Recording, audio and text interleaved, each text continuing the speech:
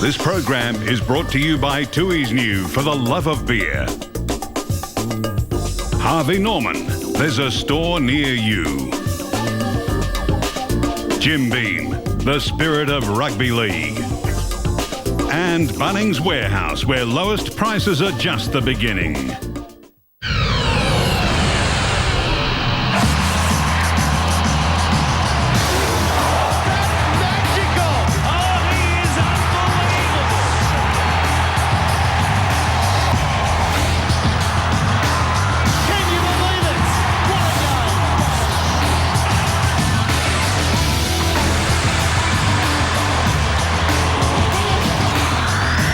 From Telstra Stadium in Sydney, it's the Bulldogs up against the Cronulla Sharks.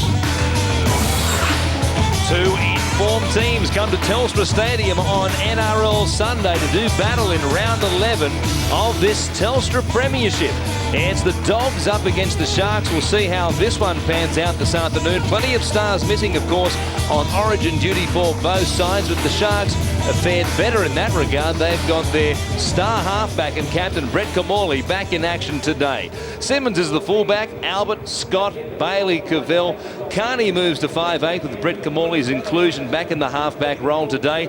Stosic, Kingston, Douglas, Bird, Williams and Gallen is the forward pack for the Sharks to begin with, and their bench is Serraldo, Mayava, Hilda and Latu. Perhaps the World Cup fever sweeping Australia is catching on. The Sharks doing a bit of soccer warming up there, Laurie Daly, to get ready for this one against this team, the Bulldogs. And it's a strong Bulldogs outfit, even though they have four guys missing on state of origin duty. The back line, Patton, Masri, Phelps, Tonga, Utai, the halves of Holsworth and Brent Sherwin makes a welcome return. The forward pack, Armit, Hughes, Asatasi, Grimaldi, Sonny Bill Williams and Rennie Matua make up the back row.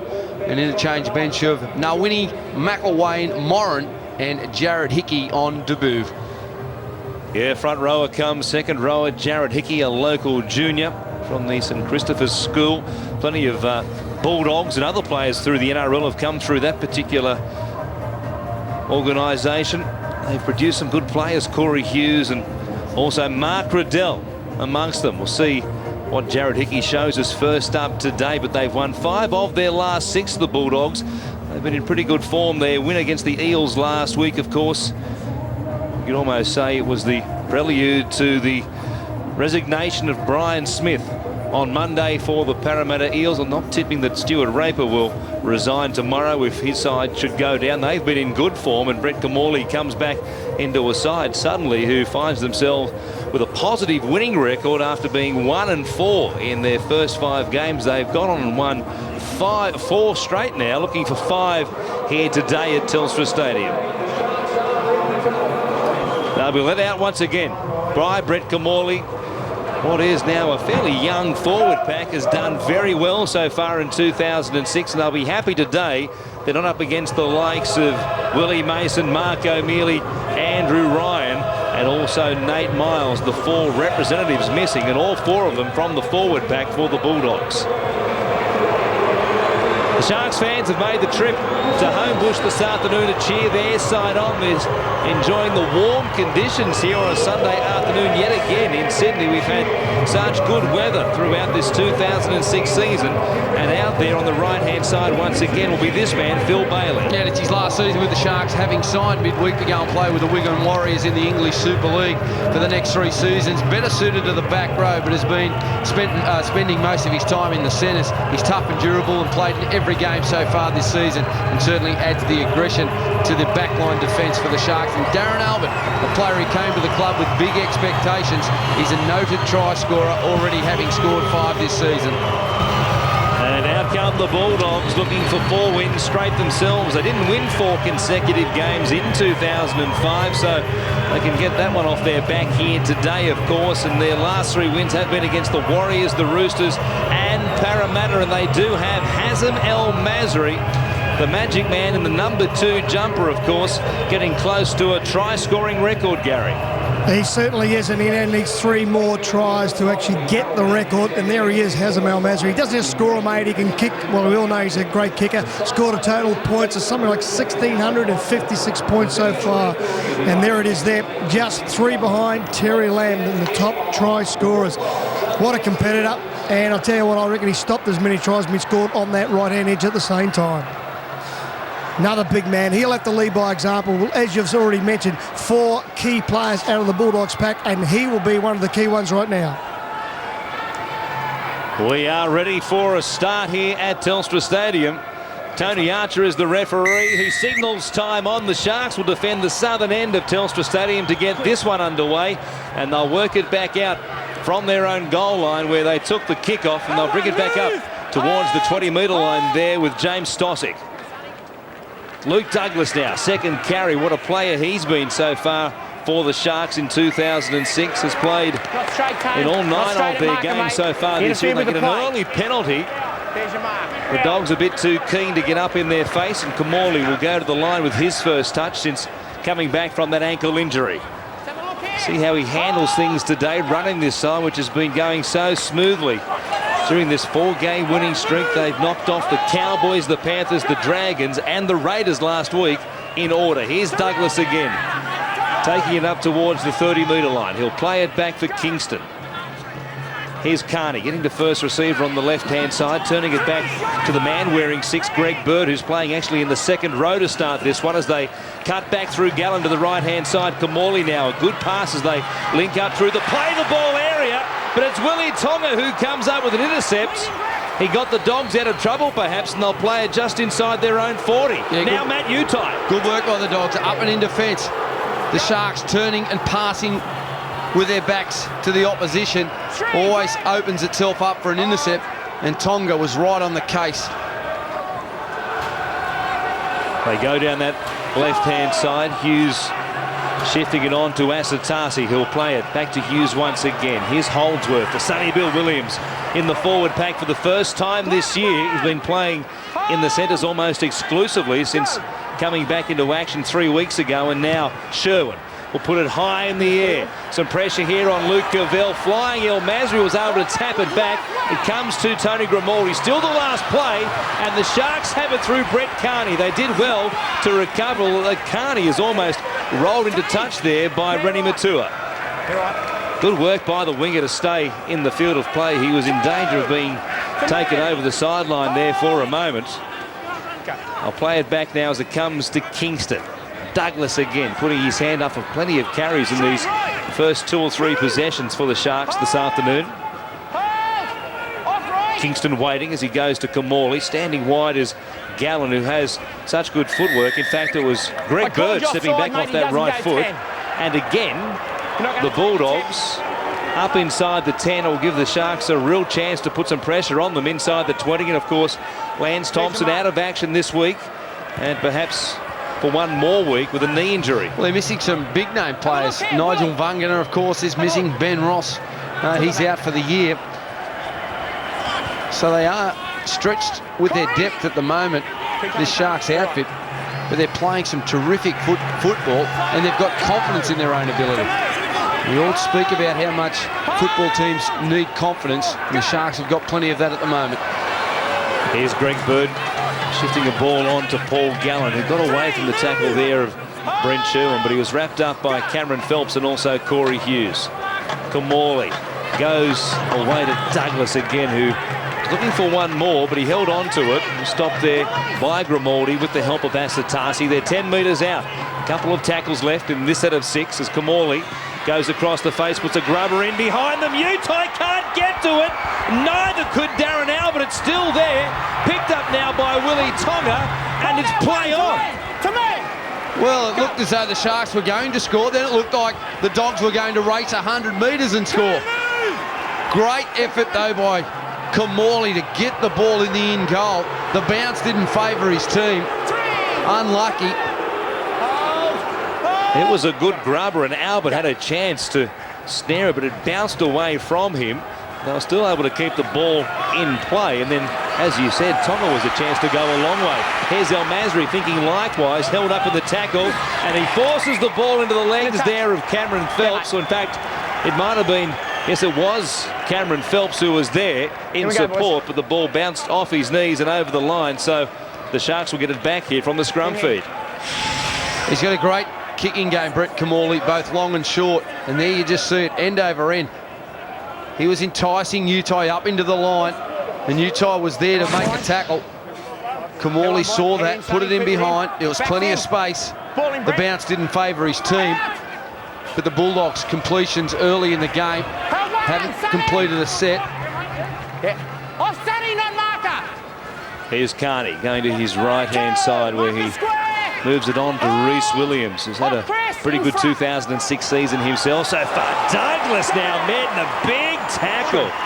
Getting in there and levelling him out was Asatasi. Sonny Bill Williams was there looking for a shoulder charge as well, but the main contact came from Roy Asatasi. Terrific tackle. Now Stosic playing it for Kingston. Kamali, a short ball on for Greg Bird. They were up in the face of the Sharks captain and halfback. And now another Intentionally penalty. play at the ball, Roy. Intentionally play at the ball. Wait there. Well, there's been a string of them, Laurie, to begin this game, and they've all gone the way of the Sharks. Well, they're making it hard for themselves early in the contest. The Dogs, 3 penalties have gone against them. They haven't completed their sets. All the field position has been for the Sharks. They need to hang on here, the Dogs. If they can, they'll take a great deal of confidence out of it. They come to the blind side. Gallen, short ball there for Beau Scott, who was stopped by Sherwin. And also Phelps, he'll play it 5 metres away. In fact, Phelps has got his arm tangled up with the ball carrier. A chance here from dummy half as Luke DeVille tries to push his teammate over the line, but Greg Bird will be held up there. You play the ball up there, Paul. They'll bring it back out to the 10 metres. 6.5 gone. No score yet at Telstra Stadium. A good chance there for Gallen to try and catch them out, but they were able to recover just in time. Here is Greg Bird, 10 metres out in front of the post now. Kingston will wait at dummy half. They're spread to the right-hand side, and that's where he goes to find Kamali. Now Carney on his outside. A second-man ball for Simmons, who runs to Matt Utai, who did a good job of holding up the speedy fullback. He got some help from Holdsworth, and he'll play it back to Phil Bailey, still inside the 10. Not a great pass intended for Carney, off the legs of Kamali.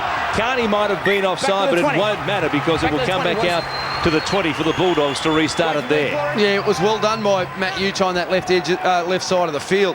He wanted to come up and in, and then he realised that the Sharks had the numbers, so he started to drift across, and he made a great one-on-one tackle. And from there, the execution of the Sharks on 5th play was poor. The ball was on the ground. Carney got his foot to the ball, kicked it dead, and just gave the Bulldogs a 20-metre restart. To me. Hold, go. Asatasi playing it there for Corey Hughes as they take it up through Chris Armott. Re-signed with the club for future seasons not that long ago as they go to Ready Matua now on this right-hand side. To be stopped there at the halfway line by Scott and also Kamali. Here's Phelps going to Sherwin. Grimaldi, the captain today in the absence of Andrew Ryan, playing for New South Wales against Queensland next Wednesday night here at this venue. Sherwin gets a kick in and got a bump there from Gallen on the way through, but there's nothing wrong with the contact as far as the referee was concerned. It was just a minor bump, and now Simmons brings it back to the Sharks' 10-metre line. An even start between these two sides. The Sharks have had the better field position courtesy of those 3 penalties, but the Bulldogs' defence has been pretty strong. Carney playing it back to Darren Albert, who doesn't do a lot of running from dummy half at the Sharks' end of the field. Williams plays it back to Bailey. Carney going to Gallen, who runs back towards the play the ball area. Chance to kick here for Kamali or Carney perhaps from inside the 40, but they'll take it forward through Stosic, who's wrapped up there by Hughes and also Grimaldi. Kingston will this time find Kamali, who puts the right foot on it. He'll pick out the grass between both Luke Patton and Hazamel Masri. In fact, the kick is too big, and it might be the case of Brett Kamali taking a little while to get his kicking touch back, having been out for a month and a half now. Yeah, you think that would be the case, although he had plenty of time on that occasion to find the space and just hold it up. But when he's at his best, Kamali, certainly one of the best long kicking games. Finds space better than any other player. He's got a nice drop punt. Willie Tonga out of dummy half, getting some good metres for his team. Here's Phelps trying to dance his way out of dummy half. They play it back to El Masri. 3 tries short of that try-scoring record for the Bulldogs, which is held by the great Terry Lamb. Utah can find the line himself, though he's been in something of a drought. 1 try from 7 games so far this year, Matt Utah. Now Grimaldi got a good ball from El Masri, who had come midfield to link up with his wing teammate. They'll play it here just inside the Sharks 20. That was the 5th. Here's Holdsworth going to Sonny Bill Williams. He put the step on and then offloaded. It came to Willie Tonga, who coughed it up, and Brett Carney has it here for the Sharks. So we've seen good defence at both ends of the field from both sides here. And they defended that well, the Sharks. Sonny Bill wanted to get the ball on 5th tackle. He and Holdsworth had teamed up down there on that left edge. And Sherwin was screaming for the ball on the right side of the field. He spoke about Darren Albert earlier the last time that the Sharks had the set of 6, just staying out on his wing. He needs to take a leaf out of Hazem El Masri's ball, go into dummy half, round the middle of the field, look to use his speed and expose some of the tired forwards from the Bulldogs. Just doesn't do enough for my liking. Needs to go and search for the ball rather than just waiting for it to come to him. Here's Kamali now. Ball back on the inside for Williams, who comes across the face of the Dogs' defence. A ball out the back, bounced up for James Stossick, and he stopped at the halfway line. And another end to a set of 6, which isn't really happening here for the Sharks. They get the kick away through Kingston. Good effort by Utah to get back there and take it on the full, and with his speed bringing it back, as he always uses that leg drive to bring it back as quickly as he can. He picks up some good metres, and he plays it outside the 20. Luke Patton. There's always a danger to go a long way, and so is Willie Tonga, who's got Albert chasing him. Good speed there from the wingman. Willie Tonga, we know how he can foot it, but Albert, one of the quickest men in the NRL still. Here's Matua now, taking it to the line. Offloading it for Phelps, who tries to get away from the Luke Cavell tackle. He came in off his wing and was able to snuff out the play right there. Hughes gets to dummy half. They come back to Chris Ahmed, who stopped 20 metres out from the Sharks line. Hughes goes to Grimaldi. They put a little play on for Sherwin. Now Holdsworth, who's got Sonny Bill Williams with him. Good tackle made by Bailey and also Carney. Last play for the Dogs. Now Sherwin looking for a grubber. Puts one in. It comes off the legs there of Greg Bird, who almost got away from Grimaldi's tackle. Good work there by the Sharks. First it was a tackle on Phil Bailey on Sonny Bill, once again looking dangerous. And then it was the Sharks' ability to stop the ball getting into the in goal and forcing a repeat, or even worse, conceding a try. Good work there by the second rower Bird. Good run by Darren Albert. First time he's put his hand up to go into dummy half and really take some metres out of the Bulldogs line, and he picked up some big metres as a result. Slow play the ball here as Kingston is held down there in the tackle. Now Kamali going inside the Dogs 40. Almost 13 minutes gone. The only real try-scoring chance of the game so far has come to the Sharks when Kamali's grubber for Darren Albert just bounced away from the winger Utah, putting on a bump on Brett Carney before he was stopped there by Douglas. Now Patton. Quick play the ball, getting there in time. Corey Hughes didn't grab it cleanly, but it came off his foot, as you heard the referee say. And now El Masri coming right across the field to help out the forwards and pick up 10 metres as a result. Ahmed will carry it forward on play number 4, and they've got it back to the halfway line. Corey Hughes going to Sherwin. An inside pass there for Asad Tarsi, who had some players looming up in support. El Masri was one of them, still there midfield looking for an offload. Now it comes to Sherwin, who will kick down the middle of the park away from Simmons towards Darren Albert, who waits a long time. He had a chance to pick it up and let it bounce into the in-goal area. And as a result, they'll stop him 5 out from his own line. We anticipated a very close affair, a hard game to pick a winner in this one, and that's the way it's panning out as Cavell runs across the face of them, still going. He comes to Luke Patton and then puts a pass in for Beau Scott, who knocked it on. And this will come back to the Bulldogs to feed it into a scrum 40 out from the Sharks line. Yeah, well, mate. Well, building nicely there for the Sharks. Some sloppy efforts by the Bulldogs as far as their D was concerned. You can see him getting around El Masri and getting around Phelps. And Coville looking as though he's getting pushed over the sideline, passed it back on the inside to Beau Scott, who knocks it forward. A let off there for the Dogs. Both teams are playing a compressed defensive line where there's been plenty of space on the outside. Trying to back their speed and back their ability to use the sideline as a defender. The Bulldogs have it 35 away from the Sharks line as Hughes goes to Sonny Bill Williams. Plenty of room for him to move there. They were on their heels, this Sharks defensive line. Hughes comes back to Sherwin, who gives it to Matua. Done a great job playing in a variety of roles for the Bulldogs already in 2006. Now Patton, there's a chance on the left-hand side. They bypass Sonny Bill Williams. It bounces there for Matt Utai, who gets across the line. It's all clear as far as the officials are concerned, and the Bulldogs will play from in front here today.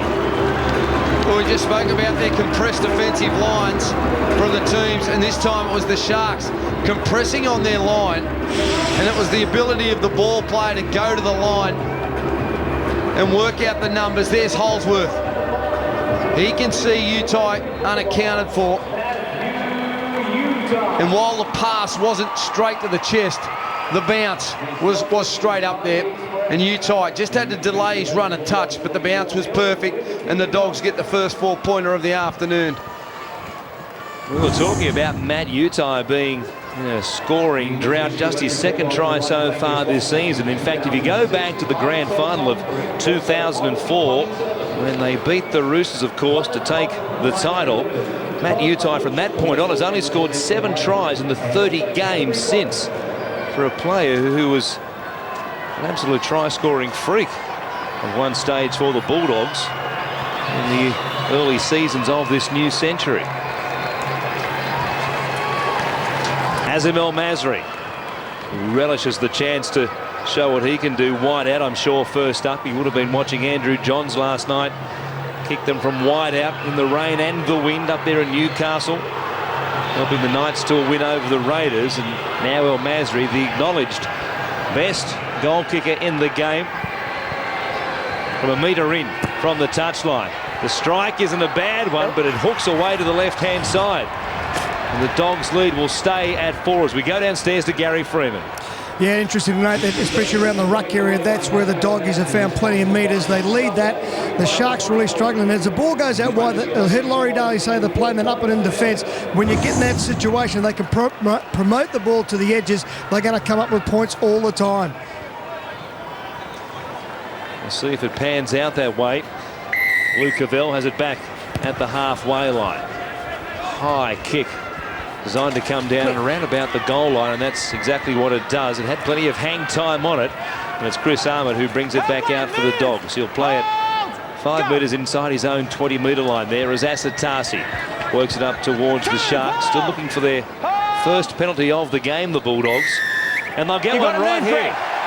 You've got to move. Sharks there too slow to get off the tackled player. Greg Bird involved in the tackle.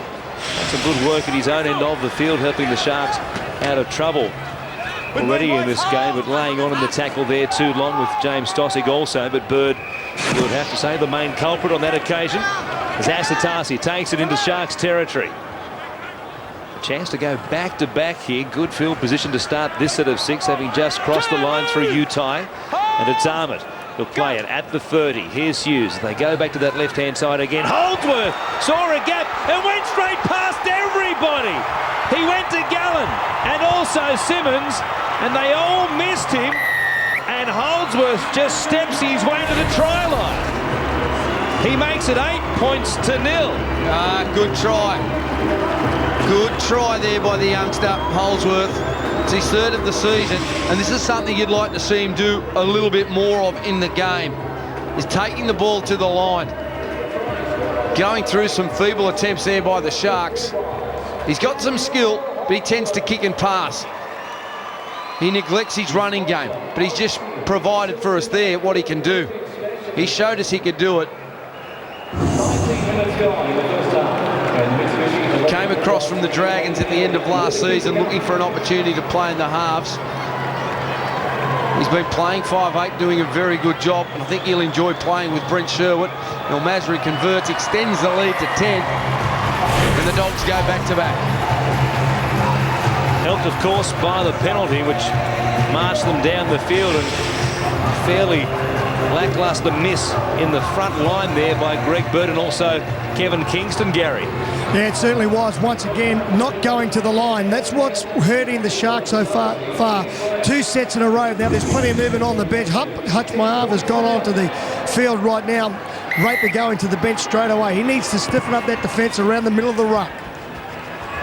And now the kick-off from Cavell sails over the dead ball line. This one a flatter effort than his previous kick-off just a couple of minutes ago. And it cleared the dead ball line by a long way. He's got such a big left boot. He needs to be careful. And on this occasion, he just wasn't careful enough. That was a massive strike. It went 20 metres to the right-hand side of the post. Kick it on the line, mate. Yep. And it went dead by about 5 metres. To me, boys. And as a result, here are the Bulldogs. They'll have possession from just outside the Sharks' 30. Nigel Vungana watching on. An injured eye last week in the win over the Canberra Raiders. Missing this week, but he should be back next week for the game against the Broncos. And what a game that will be. The Bulldogs up against the Broncos at Suncorp Stadium. Here's the home team now. Just outside the 20, a chance to make it 3 consecutive tries. Sonny Bill Williams taking it to the line. Asatasi stopped by Gallen, but only just. He'll play it 8 metres away, looking for a penalty. Hughes goes to Sherwin. He's got Matua on his outside. Standing there in the tackle, he ends up being cartwheeled awkwardly in the tackle. Mate, he goes right over. Bo Scott and Brett Kamali, both involved. The referee, Tony Archer, elects not to place either player on report. Of course, that won't matter because will be looked at, I'm sure, by the match review committee, and the Dogs will take the chance to make this an even dozen here, but that was an awkward moment. Well, I think these players will find themselves in trouble. It doesn't matter. Once he goes into a dangerous position, someone can be charged. And he goes down low, Bo Scott, Kamali over the top. It's hard to tell who's at fault. It's hard to tell. It certainly doesn't look good. No, it certainly doesn't. One of those ones, perhaps, where there was no real hand underneath in between the legs there from Bo Scott. He was trying to flip the man onto the ground, and that combined with the action of Brett Kamali, they spun Matua like a Catherine wheel and hit the ground in a very awkward fashion. Now we'll have time out, and I'm sure on the advice of the video referee, both Brett Kamali, Just putting the tackle on record, okay? and Bo Scott, as you just heard, have been placed on report for the particular tackle. They may just be a victim of circumstances there, but we know how tough the match review committee has been on those sorts of tackles in recent seasons. Yeah, they have. They've cracked down on them. I've got no doubt they will find themselves in some trouble. But an interesting decision by Tony Grimaldi to go for the 2 points when the Dogs were on a roll. Had all the possession over the last 5 minutes. They looked likely to break the line at any moment, didn't they? Asatasi went very close to doing that and making it 3 straight tries. They've made it 12 points to 0, and suddenly the possession flowing very much in the way of the Bulldogs. They've had a 60% share to this point midway through the first half. Holdsworth goes to Williams, running on that right-hand side at Bailey, and also Carney defending on the outside of Bailey. Willie Tonga. Last one, Marcus Square. He'll play it on the Shark side of halfway. Met there by Williams and also Kingston. Oh, ball put down by Holdsworth, who grabbed that second try of the game. It was just a simple one, really. He must have had a little look at the defence as he came up thinking about the kick, and he did. You can see there, looking up at the defensive line coming towards him. Yeah, you can't afford to do that at this level. Simple turnovers on halfway. Your team's been going great. You've been looking to build the pressure. You've controlled the game over that period of time. And all of a sudden, one error invites the opposition back into the contest. Well, the Sharks just outside the 30. Here's Carney now, going to that right-hand side, and Williams met there by Tonga. And also Jared Hickey, who's out there now with the help of Holdsworth in the tackle. Carney Coming back as it's Luke Douglas carrying it forward. There is Jared Hickey in his first game in the NRL. 112 kilograms of him. Seen some big players make their debut in recent times. The last couple of weeks, the likes of Charlie Liano at the Dragons and also Danny Wicks last week. And now a knock on a dummy half against the Sharks. A little bit of a push and shove. Move out there. Comes out of it as a result. Move out there. No, it's not. Greg, hey, just come over here for a sec. Take him away, Tony. No, I know. But then you got up after that, okay? I'm going to deal with him about that. It's not going to be a penalty, but just keep a cool head, okay? Corey! Mate, that's the rubbish that starts a fight and he gets sat down. That's silly stuff. You're always going to get the change. You're always going to get the change over. He didn't want to pick it up because he's offside. Cut the rustle out, okay? You settle him down. Two players who certainly can find themselves drawing the ire of the referee at various stages. Greg Bird and Corey Hughes. They tend to be involved in that sort of stuff, don't they, at some stage during a game if there's anything like it around?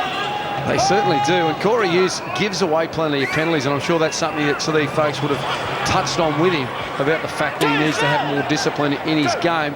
I think Stuart Raper would have said the same thing to Greg Bird. They both can provide penalties at the wrong time. The thing that's been very impressive about the Bulldogs over the last 4 weeks, and especially coming out of trouble, is their ability to use a tip-on play in their game, in their go-forward. It just stops the opposition thinking that they're just coming one out to get a gang tackle, slow the ball down and apply pressure on fifth tackle. They've worked it into their game nicely, all their forwards, and it's certainly made a massive difference to them. In the foot. Holdsworth's kick goes down to Walbert, who took it in the field of play. He gets away from Holdsworth and beats everybody before he was stopped there by Corey Hughes. Anytime he beats a tackle, Darren Albert, he's a danger of going the whole way as they now work it forward through Paul Gallen before he was stopped there, being a rugged tackle by Matua and also Grimaldi. Strong tackle here by Roy Asatasi. Makes it on Hutch Mayava. Fresh off the bench for Stuart Raper now for the Sharks. And here is Cameron Ciraldo also out there for the Sharks now. An inside ball from Kamali to Simmons. Well picked off though in the line, and making the tackle was that man Sonny Bill Williams. He's been defending on the left-hand edge, but he came midfield on that occasion to make a good tackle, perhaps an important tackle. Here's El Masri running back and being met by Hutch Mayava. That's where you have to be strong against the Sharks, and especially when you're playing Brett Kamali. He'll tease you with the outside passes and second-man plays and face balls, but all of a sudden he's always got someone in support on the inside. And as soon as he identifies someone being lazy, he'll find them out. But Sonny Bill Williams, he was up for the task on that occasion, come across with a terrific tackle. That should have been a penalty. Cameron Ciraldo making the tackle. He was never at marker there, and Phelps was using him, looking for a penalty. Didn't come from the referee. A flat pass there from Sherwin to Grimaldi, but we'll have a player called out here. Too high, mate. Hey, Tony! And now we've got a stick between Tony Grimaldi and Paul Gallen. You go away there. Go away there. Go over there. Grimaldi staring daggers at Brett Grimaldi, who made the high contact. Hey, as captain, you need to be more responsible than that. You know that. Tony, you hearing me? Yeah. Well, it flared up there when Grimaldi quite obviously resented the high tackle, and he got involved. A little moment there with Paul Gallen. There's the contact by Brett Grimaldi. No doubt about the call. Got him right up around the neck. Gives the Dogs the chance here to score try number 3. They've got 2 already through Utai and Holdsworth. Here's Hughes. Ball to Asatasi. Now Grimaldi coming at them again. He'll play it just outside the 10, and it's Gallen who was there to stop him. They go back to the left now. Sherwin with Asatasi trailing back on the inside. The Sharks kept working though on the inside, and it was Kingston and also Williams who made the tackle. Now Hickey, close to the line, loses the ball. It comes back to Corey Hughes. No forward, no advantage. And so the pressure is off the Sharks for the moment. Well, he just couldn't adjust his height, sight. Corey Hughes getting out of dummy half. The play would have been to use Hickey as a decoy. Kamali had come out of the line, and Sherwin was out in the back, but he only had eyes for the lead runner. Yeah. Relax. Hang on. Chance going begging Yeah, no, wait. I'll worry for the about it. home team. Go in. Get in right. Sharks still looking to find a way onto the scoreboard. The ball was kicked there by the Bulldogs, and now Bo Scott will do well to bring it back to the field of play. That's exactly what he did, but it could have been very tough call that against the Sharks had they been trapped in their own in goal when it looked as though the Bulldogs had struck for the ball before it was in the scrum. Well, I think it should have been Met by Sonny Bill Williams, who put the shoulder to work and stopped him in his tracks. He's got good shoulders, hasn't he, Sonny? Needs to be careful, though. They can go wrong, those shoulder charges. And it's starting to warm up this game. Bit of back chat now to the referee. In the last couple of tackles, there's been a bit of extra feeling. And there's been pushing and shoving. Are we about to see someone lose their cool? To me. It's an important time that it doesn't go against the Sharks and they keep their heads. They're down by 12 points, so they've got a good chance. It's a bit of Latu out there now. Working things from dummy half. He goes to Reece Williams. Latu picking it up. Going to Carney. Bird. Good pass. He took it well. Now Latu. Wrapped up there by Corey Hughes. He gets up to go again. Now they drive him backwards. He'll play it 5 metres out in front of the post. Simmons goes to Kamali. He bypasses Mayava. It goes to Williams, who's stopped there by Sonny Bill Williams and also Daniel Holdsworth. 4 tackles gone. 5 metres out. Bailey showing it, going himself and catching the Dogs asleep in the kennel.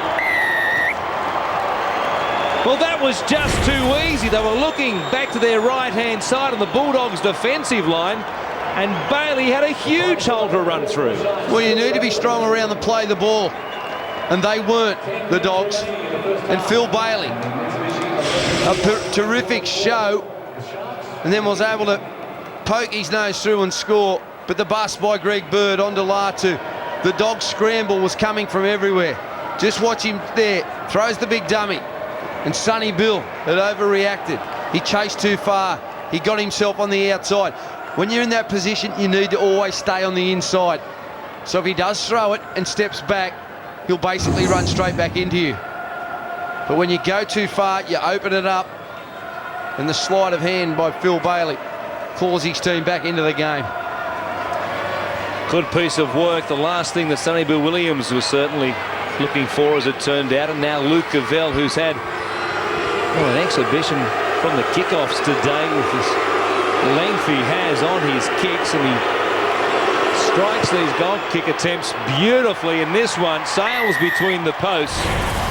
They're back within a converted try. Gary, it's the Bulldogs 12, the Sharks 6. Yeah, and like the boys were saying, it is heating up down here defensively. They're really getting into each other around that ruck area. They've got to really take notice of that. Phil Bailey, no one to usually give the ball out to Kamali. They took us off and he went straight down the middle. Billy Nawini now back on the field with Brad Moran. Watch out for Nawini. Great out of dummy half. Steve Funk's going to his bench. We saw Billy Nawini in action last week against Parramatta, a former squad member with the Waikato Chiefs in the Super 14 Rugby Union competition. Here's Latu now.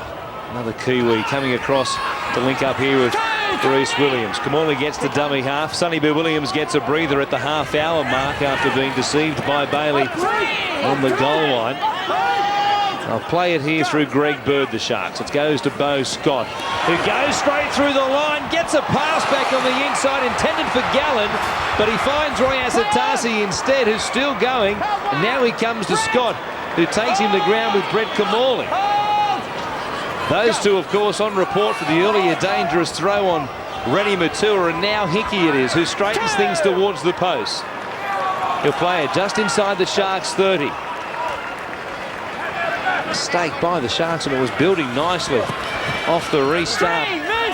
Willie Tonga will play it back here to Matt Utai.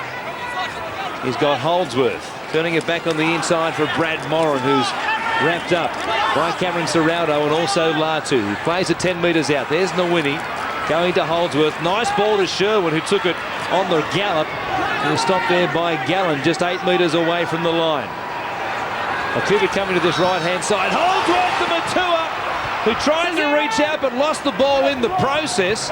And the Sharks hang on just once again. Oh, Kamali came out of the line to put pressure on Holsworth, and Holsworth, the sleight of hand onto Matua, who's a lovely runner of the ball on the edges. He can hit a hole as well as anyone. It was just the last-ditched effort by the Sharks, the players, to pull him down. Would have been a big strike against the Sharks after turning the ball over from the kickoff. There's been plenty of punch and Reece Williams carries so far this afternoon. Now Latu out of dummy half. He gets through them. He's got Kamali on one side, Serraldo the other. He went to Serraldo, back to Kamali. Now Simmons. He links up with Phil Bailey and they stop him a metre short. They almost went the entire distance. Here's Carney coming back to Kamali, who puts a flat crossfield kick in. The bounce was a terrible one for Cavell. And now Phelps is out there, carried across the sideline, and Beau Scott will be penalised. Well, what an effort. Great effort by the Dogs' scramble defence. When the break was made, they bolted back. It was a good run by Latu. Kamali was backing up on the inside, but he elected to give it to Serraldo and then on to Kamali. Simmons, I thought, was going to have the pace. He turned it back in the inside to Bailey, and there you see three Bulldogs players making the tackle. They had the numbers to the left, but the bounce didn't favour the Sharks. And there, the second effort from Beau Scott drags him over the sideline. They're not happy, the bench, but it was the correct decision. Oh, that it was. And how unlucky was Luke Cavell. He only needed just to bounce straight onto him. It was going to hit him right on the chest, but it went off its point back into the field of play. A few running repairs there for Brent Sherwin in behind the line. Luke Cavell can only rue his luck as Chris Ahmed plays it here at the 20 for the Bulldogs. Here's Grimaldi. He's been on the receiving end of a high tackle from the Sharks captain already today. Now winning, going to Holdsworth, giving it back on the inside to Moran, who runs it up towards Serraldo and also Carney. Got some good metres in this set of 6, and now Sherwin gets a kick away, got a bump as well from Paul Gallen. We'll take a look and see what the referee says about this one. He looks to his officials, and now the touch judge comes in. Paul Gallen. They'll be upset about this, the Sharks. Paul Gallen will be called out for the contact on Sherwin. It certainly wasn't high contact, and the replay will be interesting. Listen, don't need you now, Phil. Don't need you, Phil, at all. Here. Hey, listen. Shush. But listen to the touch judge. Mate, this player came through after the kick, could have avoided the hit, turned side on and took the play that way. Can I just say something? If you have a look at that, you turn side on to avoid collision, and so what happens if you hit him? It's a bit of bad luck because he's allowed to contest the ball. Mate, he had opportunity to slow up and pull off. He went on with it. He went on with it, and it's a penalty. Well, the Sharks won't like it. But things have changed, obviously, in the interpretation, haven't they, of what you can do now when approaching a kicker just split seconds after he gets a kick away. It was only about 6 weeks ago. That challenge there would have been play on and there would have been nothing wrong with it. But the tackle by Marcus Perinara on Craig Gower in the Parramatta-Penrith game back at Parramatta Stadium around about 6 weeks ago has changed the complexity of that ruling and the way it's been interpreted ever since. And we've seen this now in every game pretty much from that point on, really. In that instance there wasn't a whole lot Paul Gallen could do. Well, I'll tell you something. Go back. If you're going to put pressure on the kicker, you don't go in and lead with your shoulder. You need, if you're going to go and put pressure on the kicker, you should be going in with your hands like a Stephen Price charge down, at the ball, at the feet, trying to stop the ball. All he's trying to do is trying to give the kicker a bit of a nudge, put him off balance. But there was nothing wrong with that in the early part of the season and in the decades of football before that. Well, probably not, but they are cracking down on it. I've got no dramas with it. I think the kickers have to be protected. No, because sure. when they're relaxed, that's when they're at their most dangerous of trying to pick up an injury. It's something we can look at further, of course, and perhaps get some official opinion from the NRL to the current interpretation, because things really have dramatically changed in a very short space of time and mid-season as well. Here's Armour now, being met by Paul Gallen, who's a little bit fired up, looking up at the referee there. Plenty to say at the moment. The Sharks lock forward as Nwini dances and weaves away from tacklers. Here is Shell getting to dummy half, and he goes to Jared Hickey, who's had plenty of touches since coming off the bench. Now Holdsworth. They put a kick in over the head. He's trying to get it over the head there of Simmons towards the in goal, but the fullback read it pretty well and was shading towards that side of the field. A couple of minutes out from half time, and the Bulldogs lead the Sharks 14 points to 6. It's in that arm wrestle stage at the moment, this game.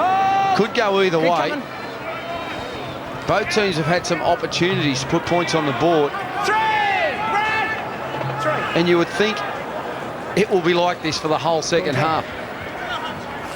You just don't get the feeling that it's going to be a blowout either way. You think that both these sides are going to be desperate, play for the full 80 minutes, and it'll come down to one play later in the game, which will be the telling factor. Here's Kamali putting a kick in, hoping it will sit down. Utah is very patient, and it only just got to the dead ball line, but that's all it had to do. And again, Brett Kamali just a little bit too much weight on the kick, and the Dogs will bring it back out once more to their own 20-metre line. Showed good poise, the Dogs winger, to wait for that one to roll across the line. And now Dallas McElwain gets a touch out there in 15 for the Bulldogs as Tonga takes it up towards the halfway line. The Sharks might be able to get one more possession before half-time here. Here's Phelps off his right-hand side of the field position, taking it down the middle of the park and losing the ball. Well, the Sharks will definitely get a chance here. And it will be from just around the halfway line as well. They'll get a chance to put some pressure on the Bulldogs to finish this first 40 minutes. Well, Phelps is not happy. He believes it was stolen. The Sharks, they're after time off. They're after time off. They're calling the referee. Well, they finally get time off after drawing Tony Archer's attention to the fact the clock was still running. We've got time off, mate. Plenty of time here for a full set of 6. They've got 55 seconds remaining. We just have some running repairs. Let's go. It would seem for Brad Moran, who Time back on. might have had an elastic malfunction in the shorts, perhaps. Here's Kamali going to Bailey. Albert in the dummy half, going to Brett Kamali now. They work at midfield. Gallen gets up to go again, but he's stopped there by Grimaldi and also Hickey. Here's Latu going one way, splitting the markers, getting a good ball away to Reece Williams. Was unlucky for the second row that it was down around his ankles. Otherwise, he might have picked up some big metres. Latu come back here to Carney on this left-hand side. He's got Bird coming with him, who showed some fleet feet, didn't he, to get in between them. And now Bo Scott carries it to within 5 metres and then loses the ball. And it was Dallas McElwain who came up with it for the Bulldogs. A real chance wasted there by the Sharks. They still had time, a couple of tackles left in the set of 6. Instead, it's Chris Armour who works it away as the half-time siren sounds. So we've seen plenty of chances to both teams in the first half. The Bulldogs have crossed the line twice. The Sharks just the once through Phil Bailey. And we'll take a break here on NRL Sunday. Take a look at all these first half highlights in just a moment. Brett Kamali back in action for the Sharks, but they trail by 8 at the break. We'll take a break ourselves, back right after this.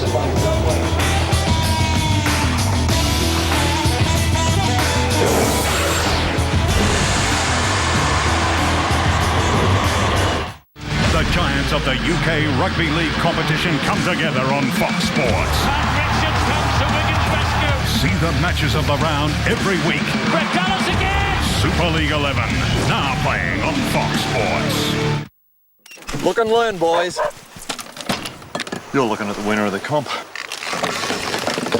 I got one! Oh, it's a big one! Whoa! What a beauty! Beat that! Doesn't qualify. Doesn't qualify. Look at it! The chiller was holding the rod when the fish struck. You can't be serious. Rules is rules. Looks like you're the winner, Harry. You reckon I should get it mounted? I know where I'd like to stick it. We have the biggest range, and we offer you the best service, and we obviously have the lowest prices. So, and we're very, very proud of that. Arlec portable floodlight, only $8.98.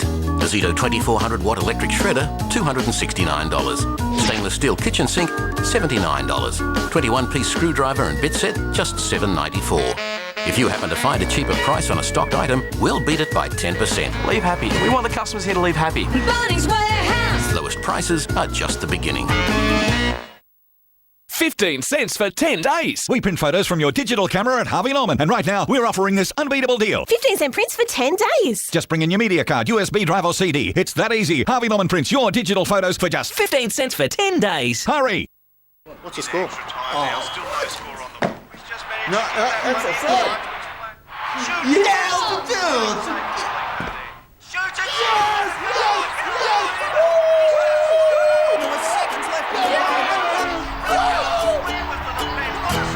Love the game? Hey, Frank. LG's giant screen integrated high-definition digital TVs. Awesome. LG. Life's good.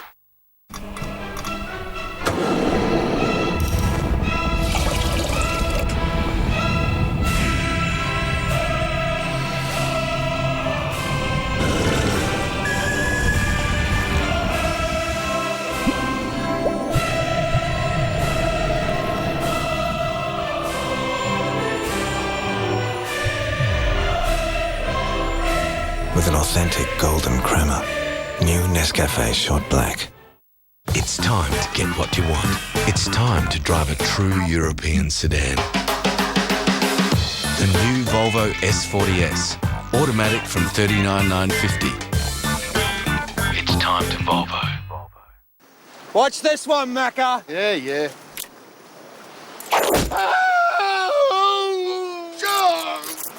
Nice catch, Jacko. I think it's a mackerel.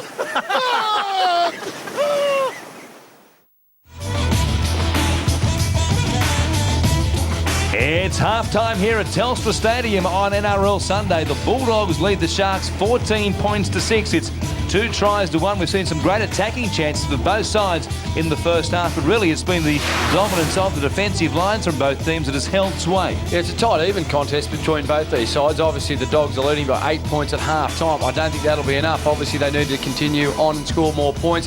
But the completion rates of both teams, I'm sure the coaches will speak about that. They need to obviously get to the end of their sets of 6. They need to be able to apply pressure. Missed tackle count, 19. Getting too much for the Dogs. That's something that they'll also address. Okay, let's take a look at the highlights now from the first half, and the first real attacking chance in the game came to the Sharks in just the 4th minute. Brett Kamali put a grubber kick into the right wing for Darren Albert. It was very unlucky for the Sharks winger.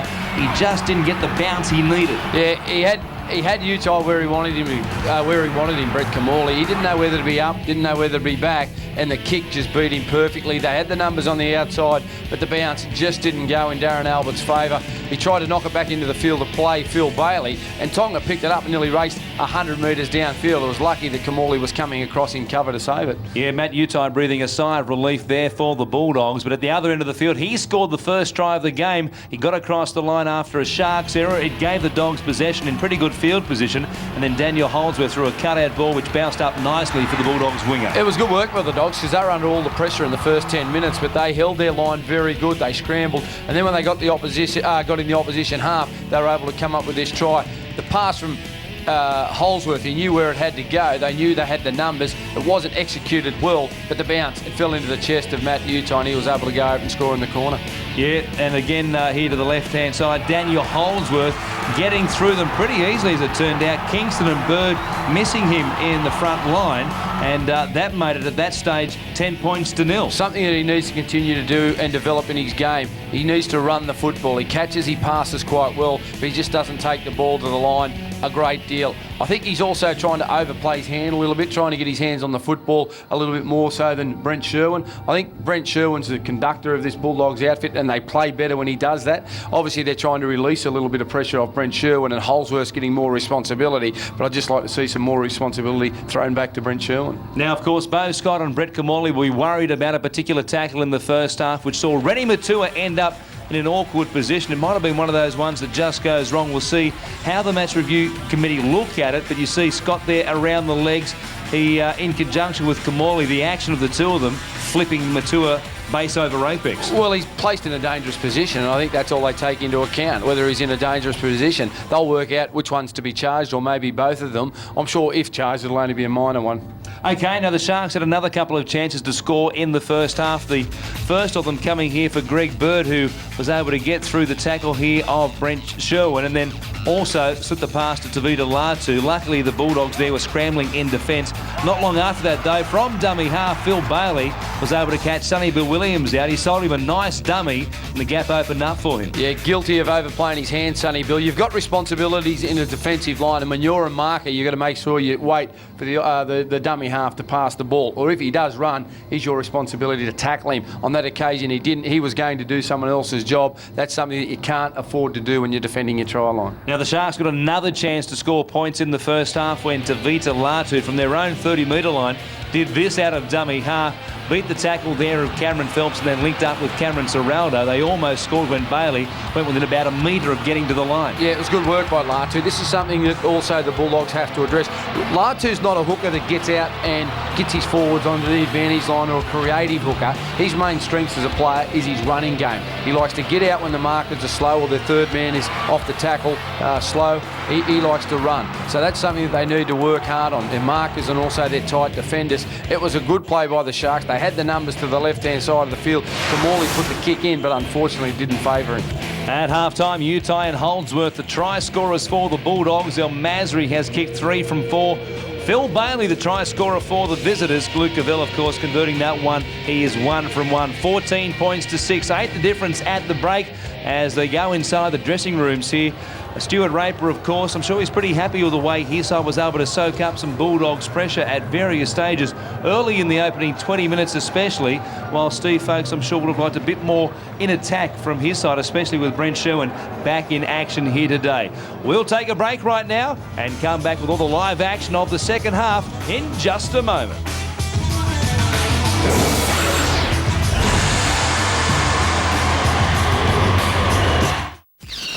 Tonight at 7 on Fox Sports 1. It's time for the next enthralling round of MotoGP. Stand up, everybody. Forget those cups of tea. Live at 7 o'clock from Le Mans. We're trackside for all the action from the 125s, 250s and Premier Class. Danny Pedrosa crosses the line for the very first time in MotoGP as a winner. Round 5 of the MotoGP. Tonight at 7, live on Fox Sports 1.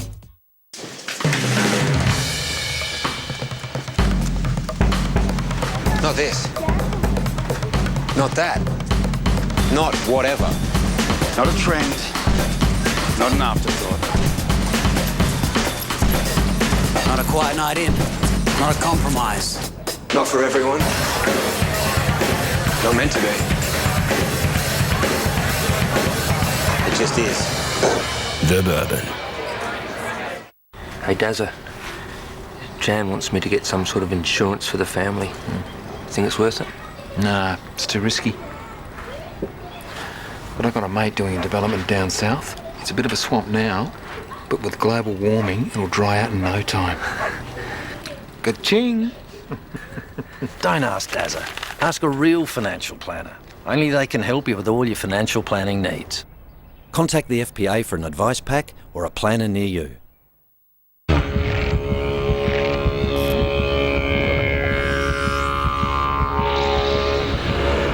When you're dehydrated, your blood starts to thicken, making it harder for your heart to pump.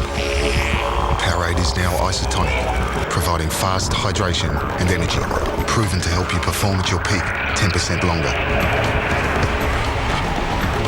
So whatever you've got your mind set on, Powerade Isotonic can help your body get there.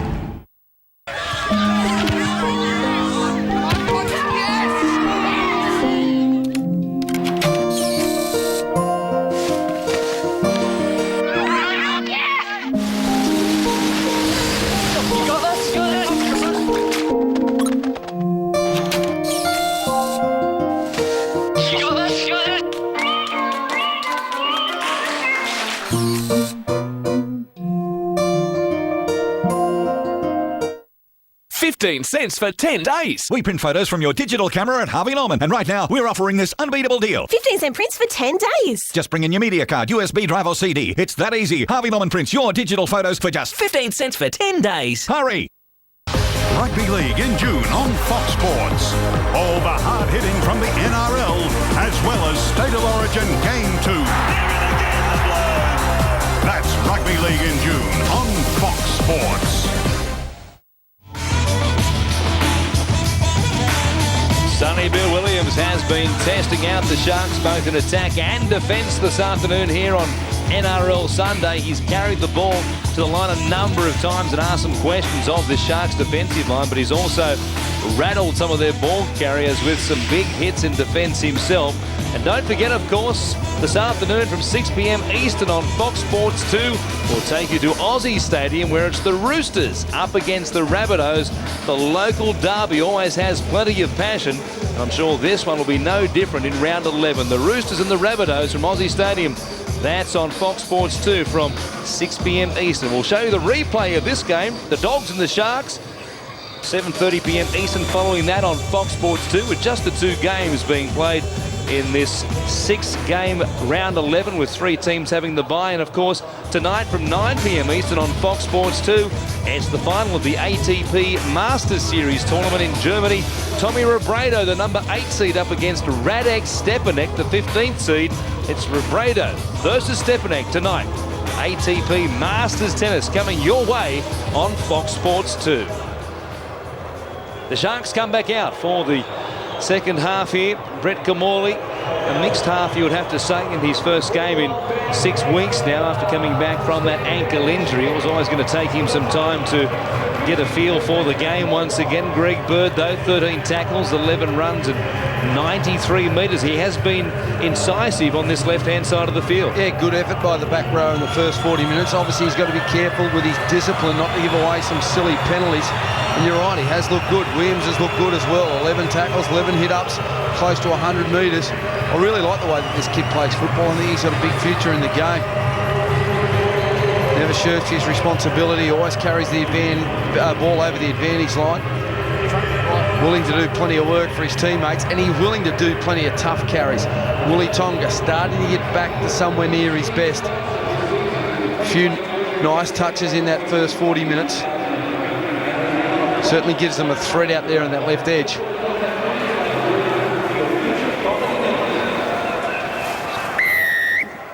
Tony Archer blows time back on. We're underway for the second half as the kickoff comes down to Willie Tonga, who brings it back out to just outside the Bulldogs 20. He'll play it to Matt Utai, the man who got across the line for the first try of the afternoon. Still going in the tackle here is Utai. Williams was there with Serraldo. They had a heck of a job trying to get him back to the turf. Now Jared Hickey running at Bird, getting an offload away as well, giving it to Billy Nawini, who steps across the halfway line. Picked up some big metres in the first couple of tackles. Here's McElwain working on the right-hand side of the field. Stopped there by Reece Williams, and also to Vita Latu. Grimaldi doing the honours from dummy half. I'll take it down to within a couple of metres of the Sharks' 20-metre line here. Hickey plays it back to Sherwood, who puts it in the air. Not a great kick, it has to be said. And there in the in-goal area, Luke Cavell took it after leaving the ground from inside his own goal line.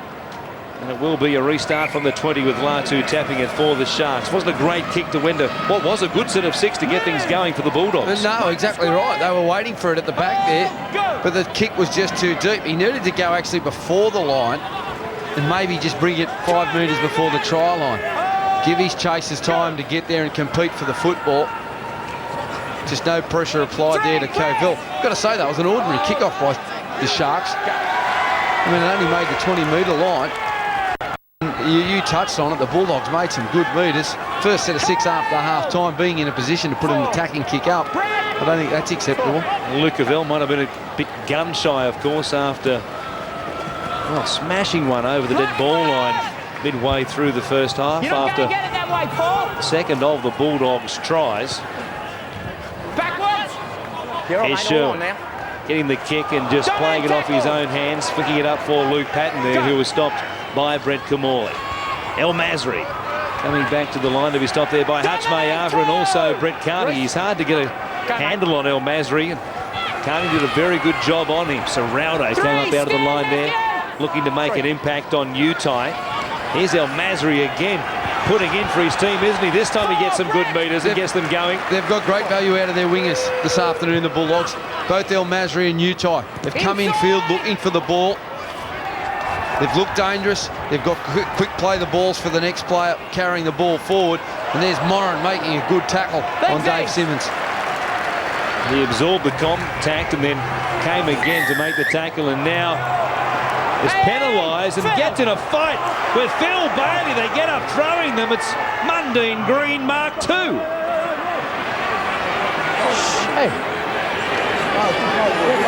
Well, the boys have been fired up on a couple of occasions here this afternoon. There didn't appear to be all that much in it. And it will be interesting to hear what the referee has to say here. Of course, the penalty was going to the Sharks initially. Look at you for not being Marcus Square. That's not what you're out here for, though.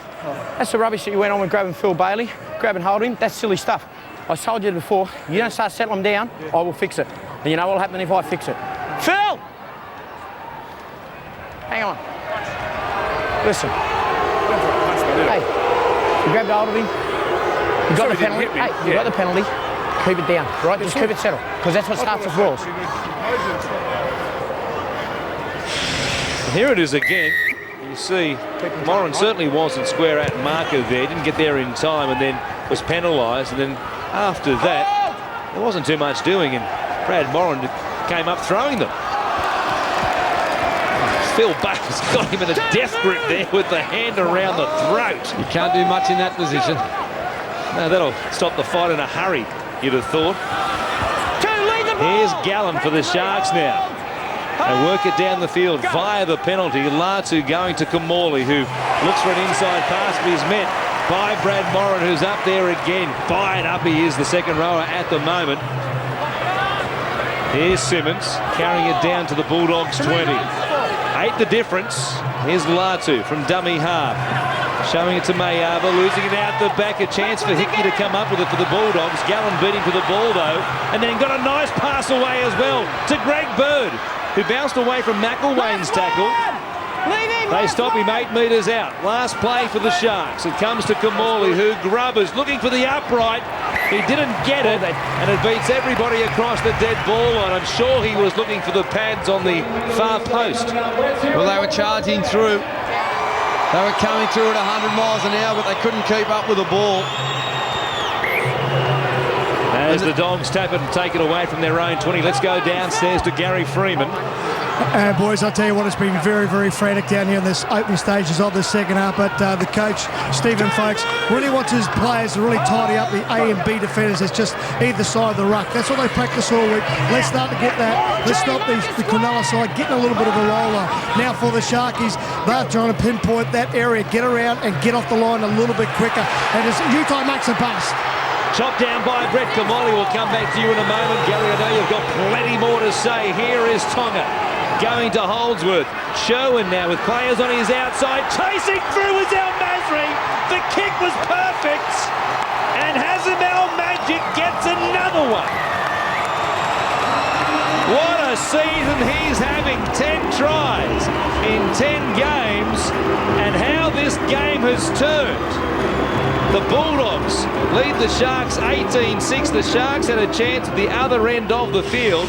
The Bulldogs take it 90 metres, and what a kick by Brent Sherwin. And in the first set after half-time, Sherwin had an opportunity with a similar kick. He misplaced it, misjudged it, but on this occasion he didn't.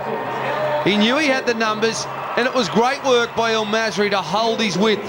He held his width on the sideline, and the kick, all it had to do was go perfectly to him. He just had to make sure that he grabbed it, and he was going to score the try. This is a combination which has been so successful for the Dogs over the last 10 seasons.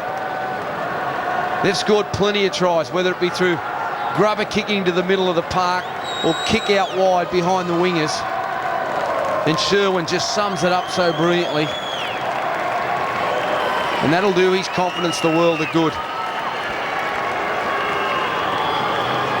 It started, of course, with Utai making the bust, picking up the metres for them to take them down the field. And it finished with another diminutive winger. But what a winger he is, Hazem El Masri, from wide out, looking to put them 14 in front. It swings across the face of the goals. 18 points to 6 it remains. Let's go back downstairs to Gary. Yeah, and I've got Willie Mason with me, and that's probably just something what the Bulldogs just needed to start the second half with, Willie. Yeah, for sure. You know, folks, he was on us because we didn't come out of the blocks like we usually do, and that was the start we needed because Cronulla was sort of getting on the top towards the end of that half. And what about next Wednesday night, mate? You're looking forward to it. How has the week been with the State of Origin boys? Mate, it's been pretty cruisy, you know. We've been used to Sticky and Gus, and they're pretty intense blokes, but Graham Murray has a different approach on things, so, mate, I'm enjoying my time there. It's been great. And, mate, you said in the paper you want to be remembered as one of the best in State of Origin, so we're expecting big things from Willie Mason, big barnstorming runs. Mate, I hope so, mate. You know, you don't really know what can happen. You'll have to wait till after Wednesday, but you know, I'm pretty keen for a big game, so I'm pretty pumped. All right, mate, all the very best. You get back to watch the game, and all the Bulldogs, all the best. Cheers, mate, thanks. You got to get off the player. Willie Mason there with Gary Freeman as things are unravelling here for the Sharks. They've given up a try when they had a chance to score themselves at the other end. It's now a 12-point deficit they face, and here come the Bulldogs with a penalty at the halfway line. The Bulldogs, of course, missing Willie Mason, Andrew Ryan, Mark O'Mealy and Nate Miles, but they're doing a good job of covering for them here today. They certainly are. Their forwards have been terrific. Asatasi Armpit's been very good. Armit, sorry. That's his nickname, Armpit. And here he is in there doing the sweaty stuff in the middle of the park, stopped by Tavita Latu and others. Here's Sherwin going to Patton on the right-hand side. Cameron Phelps coming away from the sideline, stopped there by Cavell and Gallen. Perhaps you can get him a deodorant sponsorship, Laurie. I'm sure you've got some contacts. I've been in camp with these blokes too long, learning the nicknames. Here is McElwain. He'll play it 25 out from the Sharks line. Holdsworth has players on his outside. Tonga to Utai. It's a wingman's feast here at Telstra Stadium. It's Utai and it's El Masri and then it's Utai again. Well, just before half-time, I said there wasn't going to be much in this game. And in the space of 10 minutes, the Bulldogs have blown the game wide open with some terrific play. And Phil Bailey just getting caught watching the man with the football. He was ball watching, and Tonga got himself in a position to get on the outside. Raper would have been disappointed with that effort by Phil Bailey.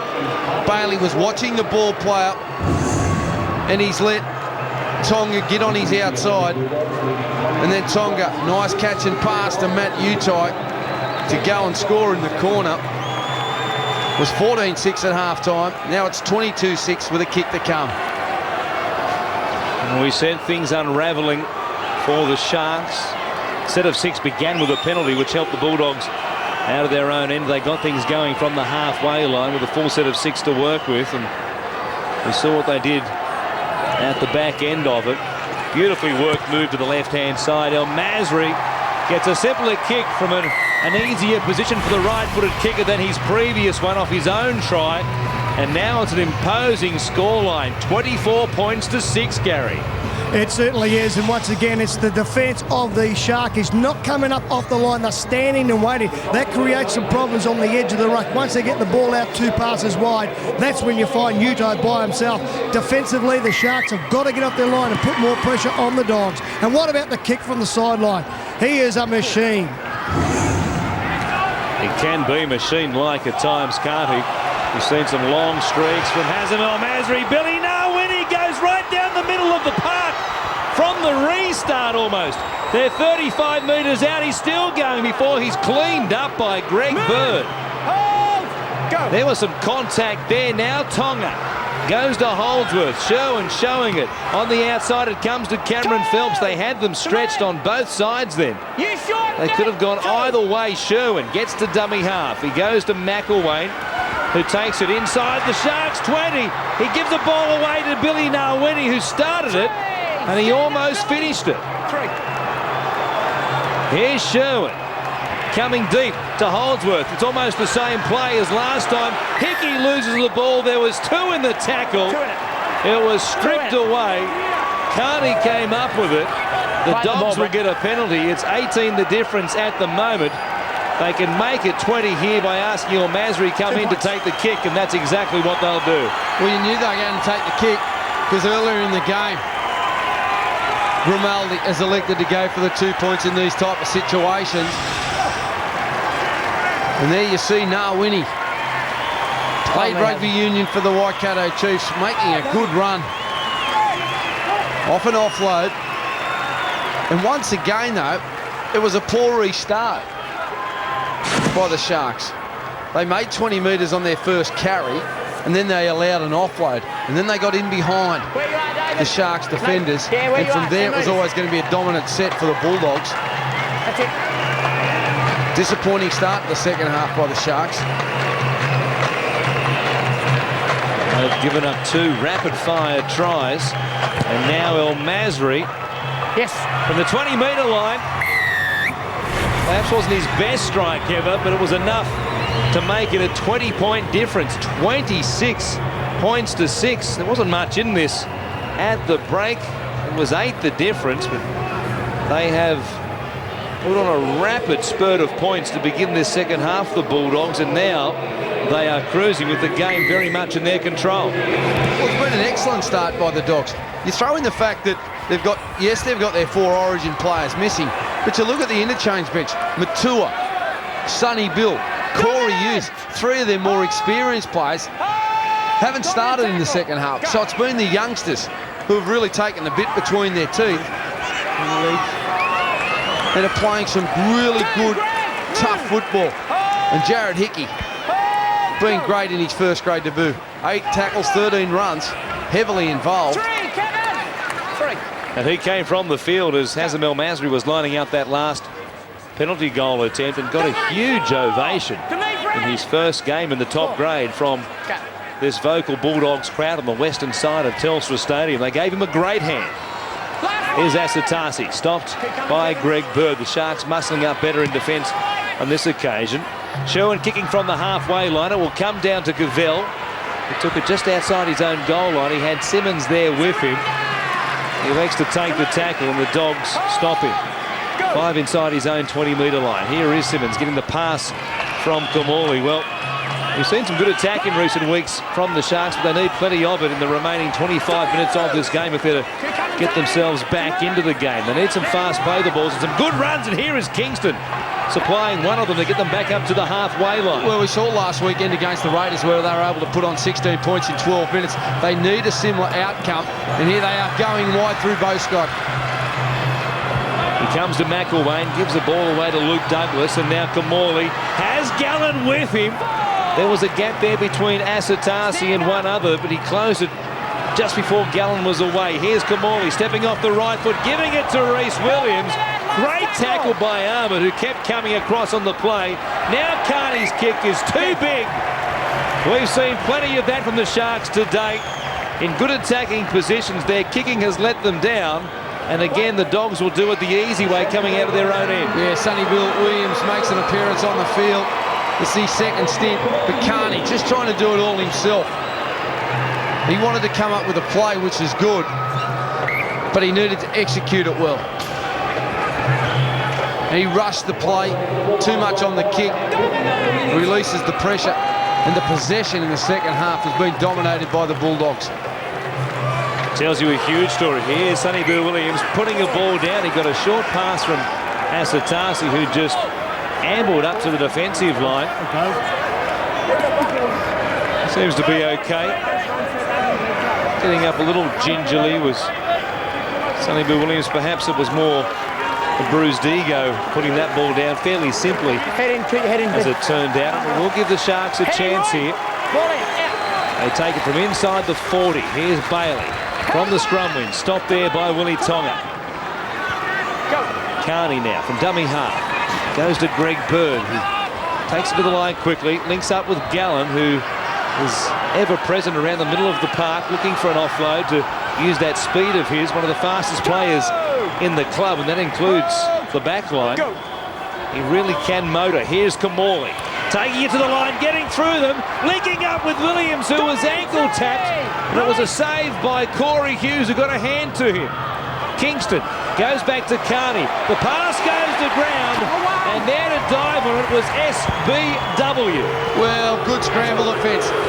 Corey Hughes, just coming off the interchange bench, comes up with a try-saving ankle tap, and Sonny Bill Williams got himself in a position to dive on the football. They've been sitting on the bench, watching their teammates perform, extending the lead. They didn't want to let anyone down. They knew they had to keep the tempo of this game up. Little Sonny Bill pushes in to play the ball. Well, Phil Bailey once again is involved in a fight here, and this time, forget Mundine Green, it's Ali versus Foreman. It's the rumble in the jungle. They're coming from everywhere, and don't be surprised if we have a couple of players missing for the next 10 minutes, because they race from all angles to join the fray. Take them all away. We need Don King to sell tickets to this sort of stuff. All the way. Stuart Rager might be glad he's on the sideline watching and not participating, because there were uppercuts and left hooks and right crosses. We had the full works. Thank you. You got the aggressor. Here it is again, as Williams fought to get to his feet. Sonny. Resented the fact that Bailey was hanging on. It was a push and a shove, and then suddenly that right cross went whoosker across the whiskers of Phil Bailey.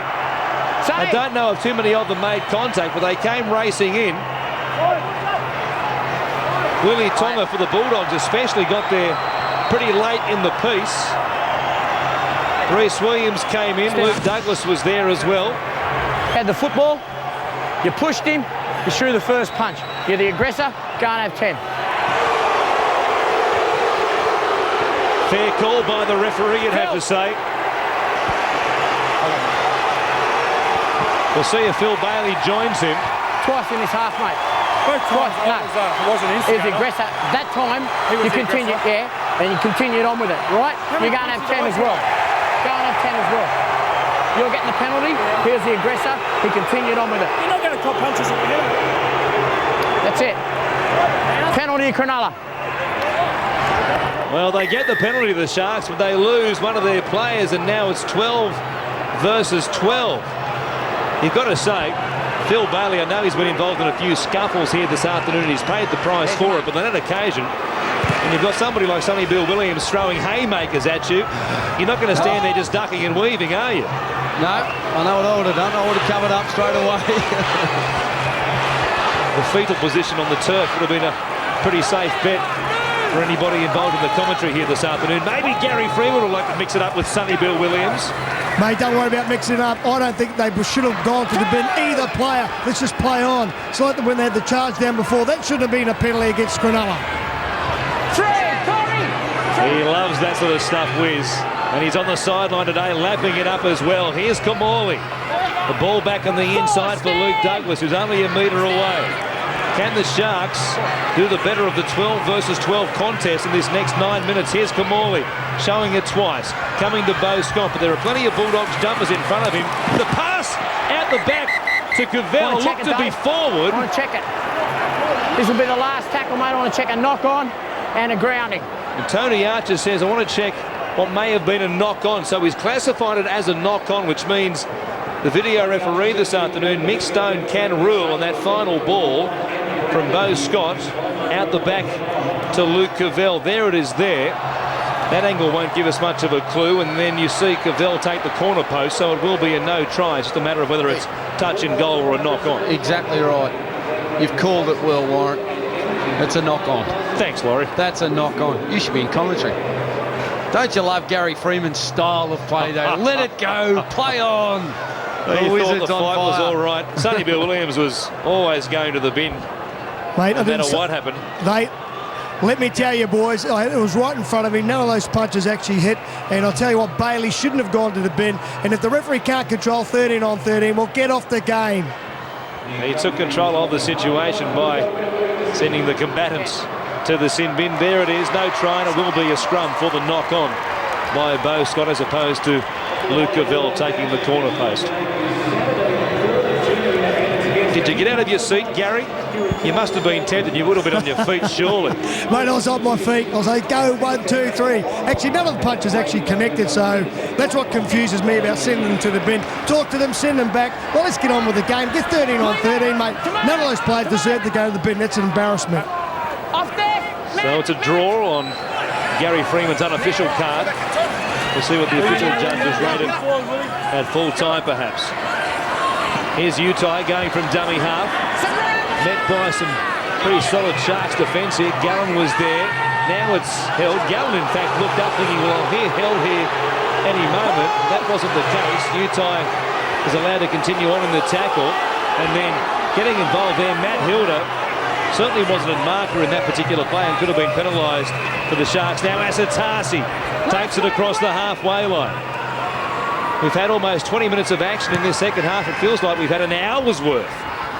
The Bulldogs have had by far the better of it. They've gone from 14-6 at the break to 26-6, and they're controlling things now here with the kick finding the line. The Sharks will have it from the scrum. Yeah, good play there by Brent Sherwin.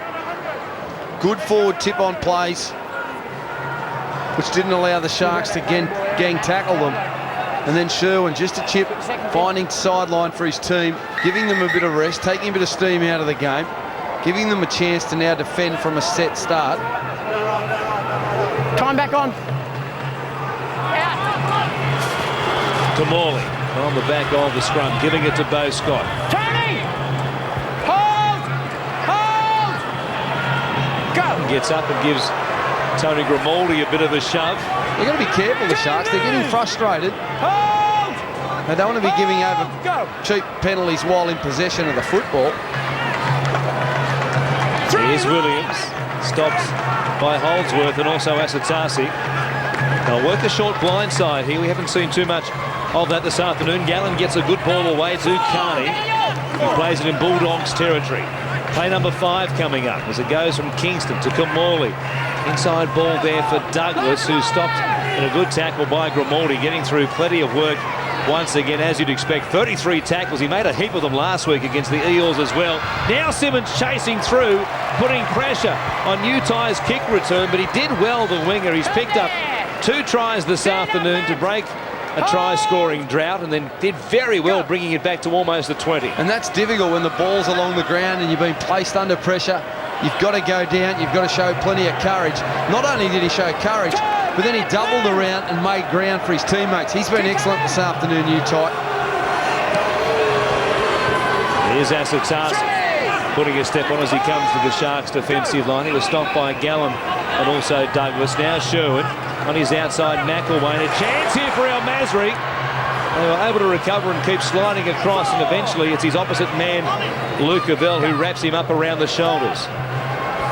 Grimaldi taking it to the line. The little dummy he threw wasn't going to fool either Greg Bird or James Stossick there. Now a wide pass from Sherwin was a good one. It came to Phelps, who put a kick in. Picked up by Simmons on the top of his own goal line. And then Sherwin chasing through down the middle of the park was able to take enough off the fullback that he was wrapped up there by Cameron Phelps. He's just got some nice options in his game, Brent Sherwin. He's got a good passing game there. You can see last tackle going wide down a short side. Attracted the people in. His attacking, kicking game, when it's on song, is close to the best in the competition. I think this will do him the world of good this run. He's been out of football for a long time. His confidence levels have been down. But to play a role in a win like this, if they do go on and win it. To me. Well, we spoke earlier in the game, Laurie, about Corey Hughes and his penchant, if you like, for giving away penalties, unnecessary ones. And there's another example of it there, just a facial in the tackle. And now a penalty against the Bulldogs. And Tony Archer will call Tony Grimaldi out again. Well, he's had plenty of chats to Grimaldi this afternoon. We might have 12 versus 11 here in a moment. Yeah, mate. I don't mind if you slow it up, as long as you do it legally. The last 2 times hasn't been. If they keep going this way, I'll just hit another one down, mate. Go back and tell them, fix up the play of the balls and move out of it. 17 minutes remaining in the game. The Sharks are a long way back at this stage. They need to post a try sometime in the next couple of sets of 6. They get a great chance here. See what they can do from just outside the 20. Here's another ball loose, and surely this will be a man in the sin bin. Holdsworth goes to the bin as well. Told you, wait there. And suddenly the Bulldogs are playing with only a soccer team. It's 12 versus 11, and having just warned Tony Grimaldi, Tony Archer had no choice but to send the next offender to the sin bin, and that's exactly what happened here. Holdsworth with the hand on the ball, reaching in, trying to slow the ball down illegally. He forced it loose, and he goes and joins Sonny Bill Williams in the sheds for the moment. Stosic will take it down to within 12 of the Bulldogs line. 11 men only in this Bulldogs defensive line for the next few minutes. Kamali, an inside ball for Bird. It goes loose. It's picked up by Cavell, who goes back to the Bulldogs 20-metre line to pick it up. Here comes the shoe, and he's still going. We'll see if they just compress their line or try and space them out, but there are chances across the park for the Sharks. Here's one. Bo Scott, though, did very well to get the ball back to Luke Cavell. That will be tackle. And we'll wait and see if he was able to get the ball to the grass. Move away, move away. That'll be check the touchline, mate, and also the grounding. Well, Bo Scott was long odds to stay in the field of play and even longer odds to get a pass away, but he managed perhaps to do both. Well, he's getting thrown across the touchline there. Well, does he lose it forward?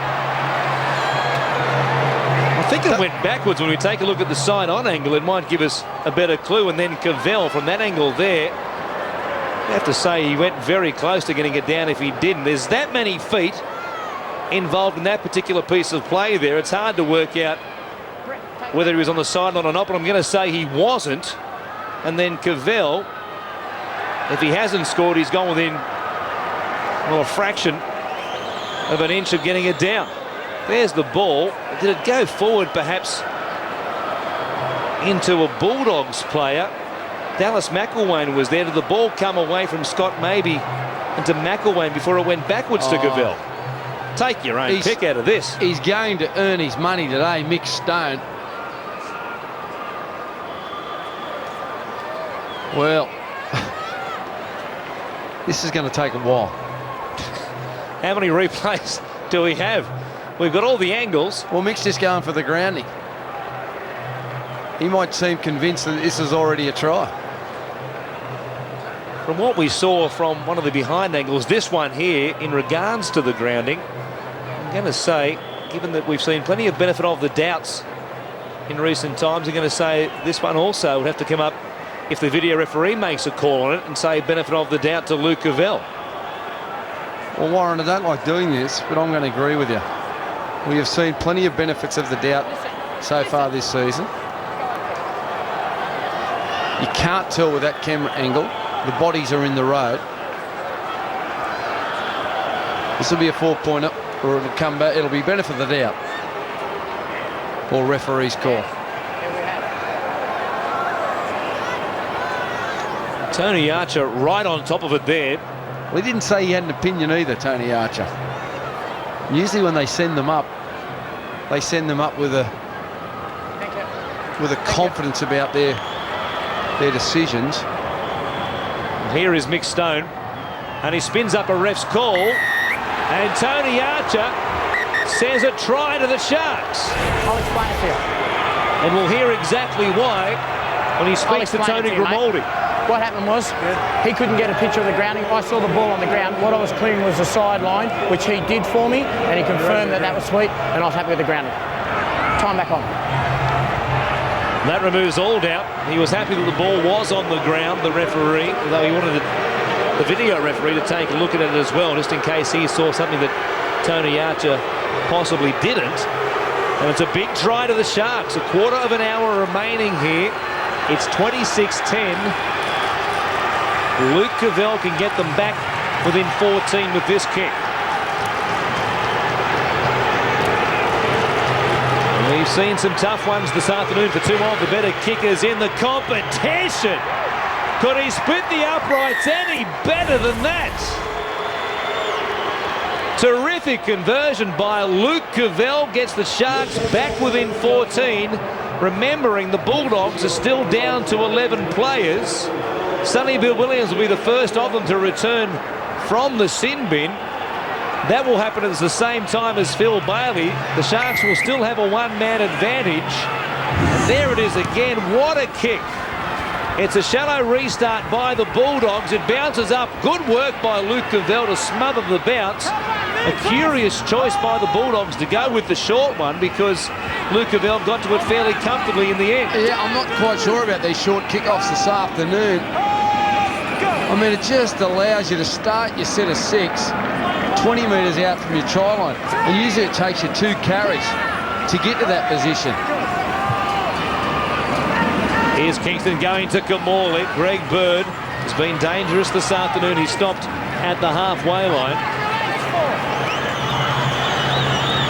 Good tackle here made by Phelps on Kingston. He stopped him from dummy half. He gets up the player quickly though, and now Carney chipping a kick in behind Utai, who lets it bounce. Perhaps he might regret that. He's got some work to do, but he does it pretty well as always, and brings it back out to be stopped a couple of metres into the field of play. And they played it quite nicely, the Sharks. They weren't tempted. They weren't tempted to throw the ball wide. They wanted to go through the middle. There's the two boys about to come back onto the field. But they rolled them through. They wanted to see how the Bulldogs were going to defend, and the Bulldogs did it quite well. They compressed and were ready to scramble if the Sharks had elected to go wide. Here's Patton playing it just outside the Dogs 20. Phelps gained 10. Good work and an important play. The one before the kick, and they were struggling inside their own 20. Sherwin from inside the 40 kicks it down to Darren Albert, who's back there at fullback at the moment with Dave Simmons having shifted to the right wing, and Albert almost got away from El Masri. A good tackle. And it tests the fitness levels of the players and the mental attributes of their game now. They're going to be doing it tough, the defenders for the Bulldogs, and they will do it for the next 12 and a half minutes. Simon Simmons down the edge. Got away from Utai, got a good ball away, then it comes back to Matt Hilda, and the Sharks will score a try that gives them a big chance in this game. Good hands, good work by Simmons. It continued through Kingston, who did well to take the pass himself and then give it to Hilda, who went the rest of the way. Well, we spoke about their compressed defensive line, and they were backing their ability to make the tackle towards the sideline. But Simmons gets himself away from a couple. There was a question mark on that pass back onto Kingston, but Hilda was backing up in support. Good work by Asatasi to shepherd him towards the sideline and not give him an easy option to run round near the sticks. Done plenty of work this afternoon. Utai needed to come up with a better effort. That pass there I've got a question mark on. Look forward, but Hilda, another Sharks player backing up in support in quick succession.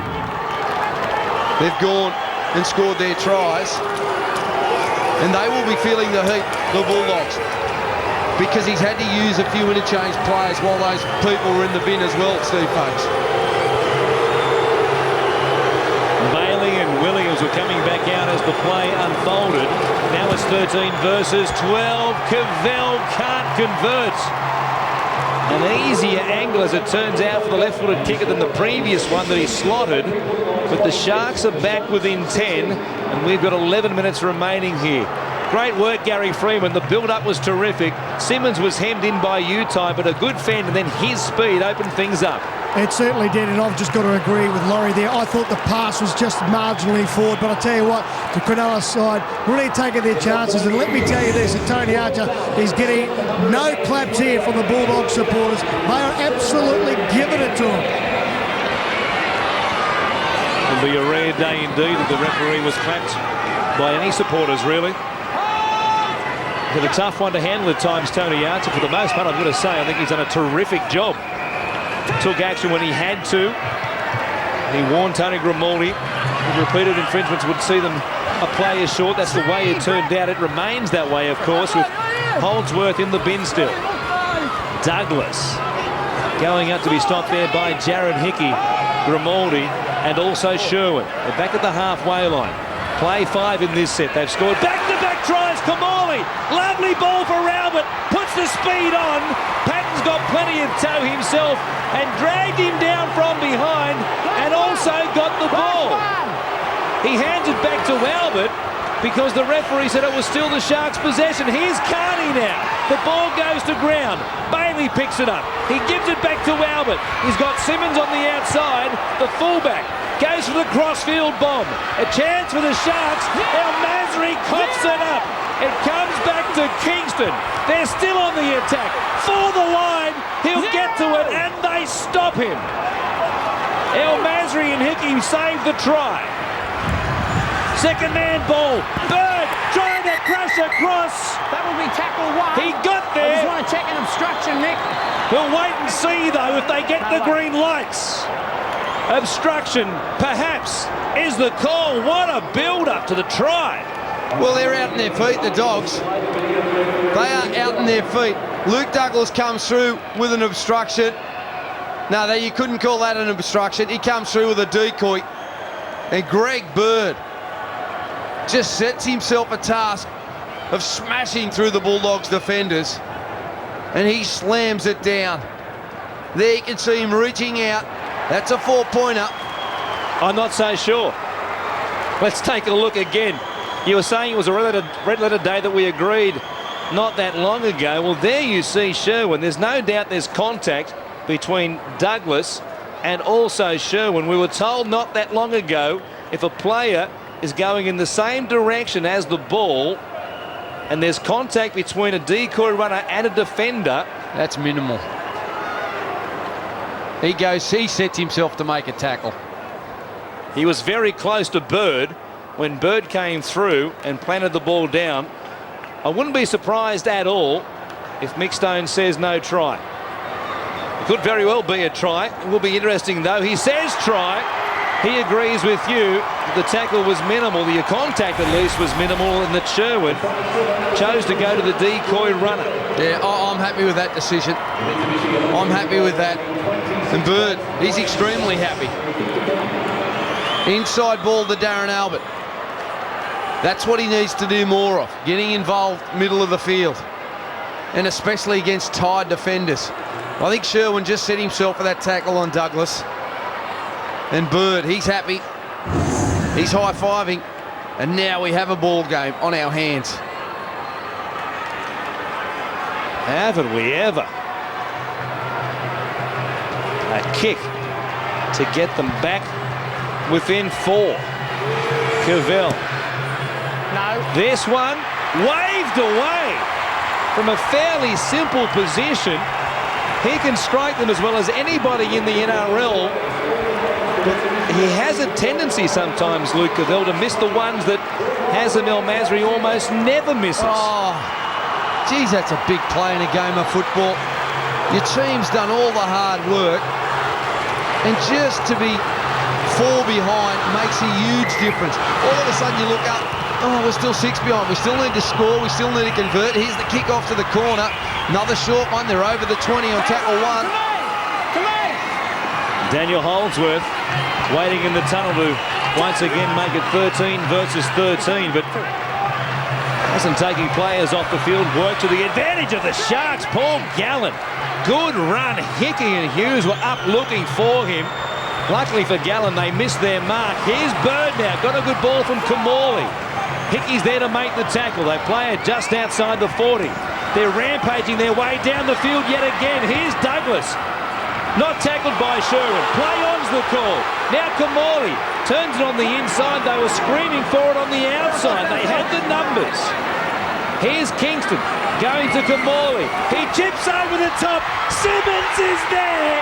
He puts the ball down, and Cavell will have the chance to tie it up at 26 apiece. They're delirious in the stands. Well, Stuart Raper, he's happy, he's up on his feet. But the Sharks have hit back. A try off the restart. But I've got to say, I thought there could have been a penalty. a penalty to the Dogs. They were screaming when Douglas was tackled.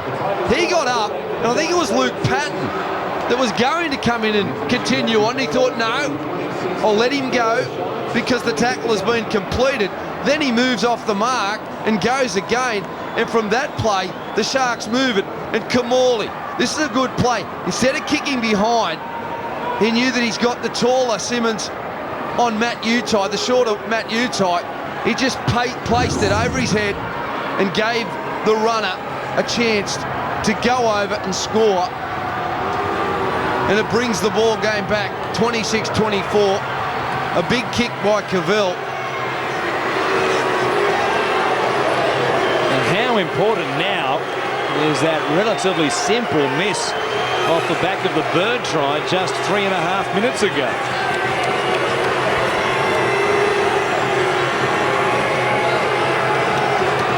He eyes the posts, looking to draw them level with 5 on the clock. Here's the kick, it hooks away, and still the Sharks trail. The Bulldogs fans are happy for the moment, but what a thrilling final 5 minutes we've got coming up here on NRL Sunday. Here's the play again, Gary, well summed up by Kamali at the death. Yeah, he's really turned this game around on the air for the Cronulla Sharks going to the line. He knew they were short once again, put the little chip over the top, but I would agree with Laurie. I thought that Douglas was tackled. The referee said play on. The restart. Bounces down to Albert, still playing in the fullback role with Simmons out on the wing and doing a good job of the catch and the put down. Here he is, a dummy half now, going to Douglas, the man who was allowed to play on. But got them rolling forward and put them in position for Kamali to put the kick in.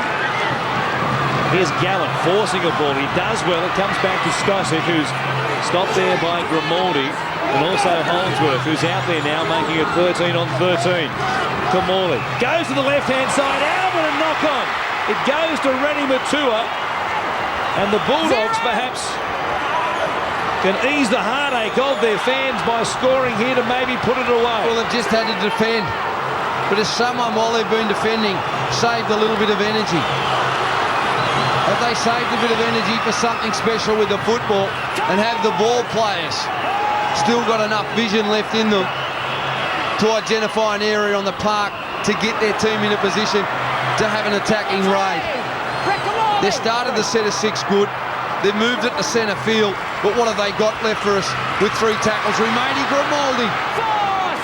He took it to the line to be stopped there by Kingston and also Stosic. Hughes waits. He goes to Sherwin. Plenty of decoy runners for him.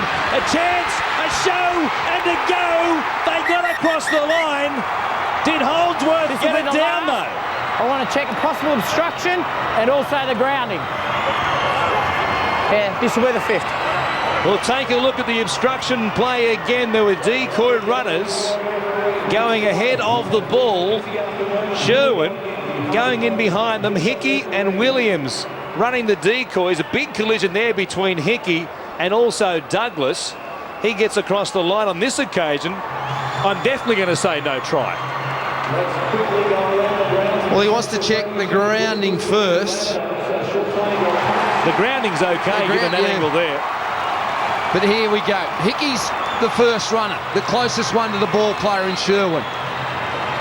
There was contact made. He pushes him out of the road. I think he's denied a chance to come across and get involved in the tackle.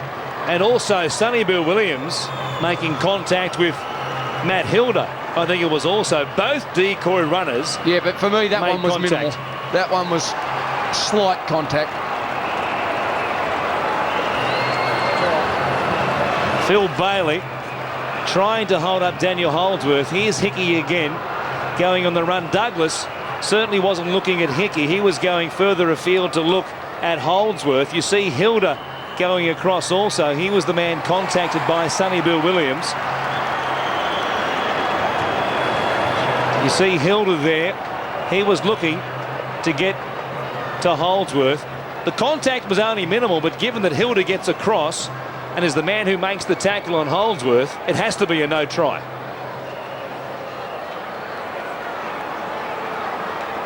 He was denied the full chance to get to Daniel Holdsworth to come across and make the tackle. I think I'll agree with you. Let's have a look. No try is the call. The Dogs fans can't believe it. Neither can Daniel Holdsworth. But the video referee's hands were tied.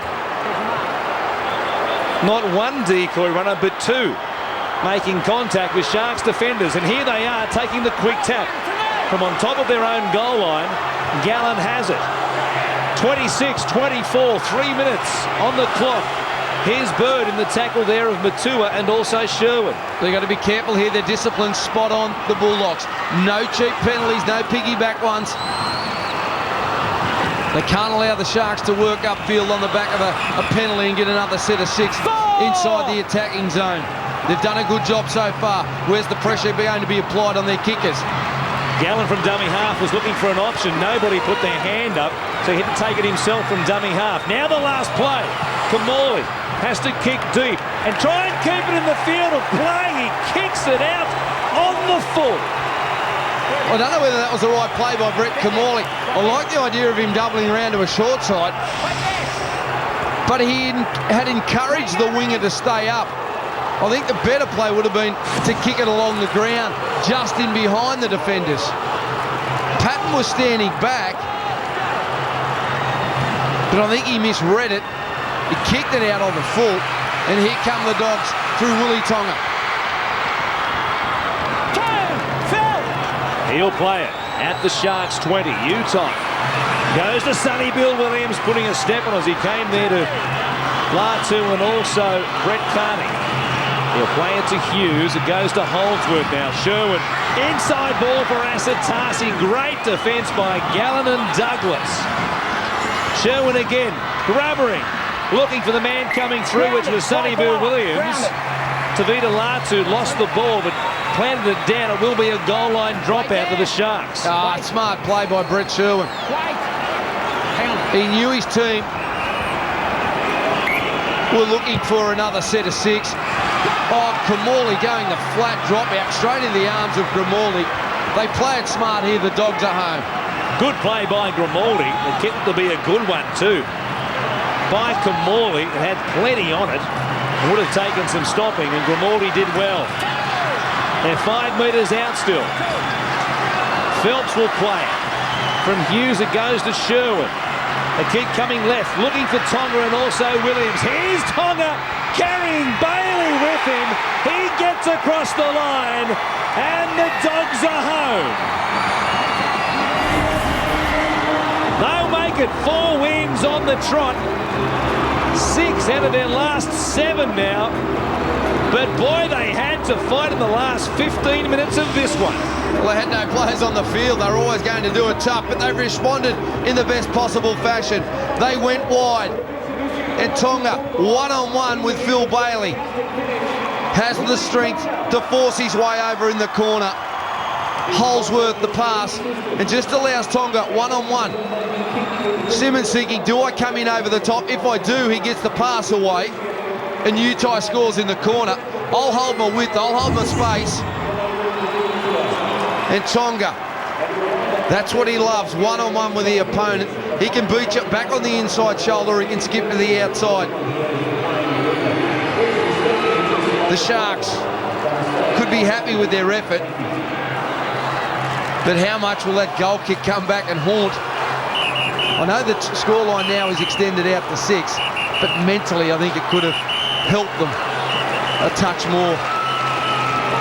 Yeah, we'll never know, of course, but could have panned out a lot differently had Luke Avell not missed that conversion attempt off the back of the Greg Bird try with still more than 8 minutes remaining at that point.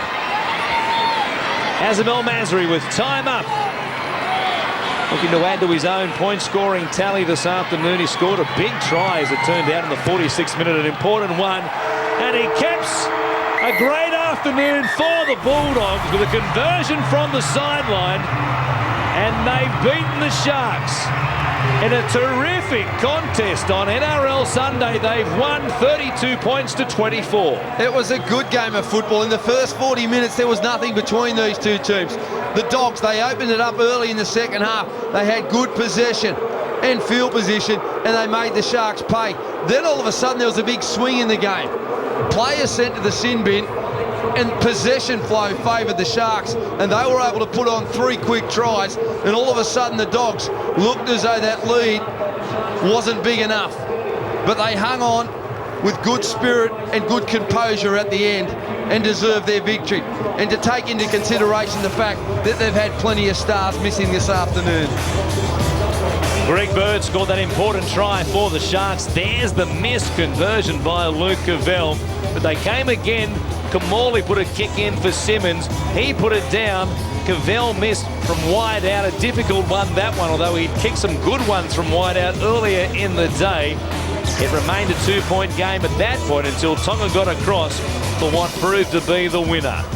Utah grabbed the double. Holdsworth, El Masri and Tonga all scored for the home team. El Masri kicked 6 out of 8 for the Sharks. Bailey, Cavell, Hilda, Bird and Simmons scored.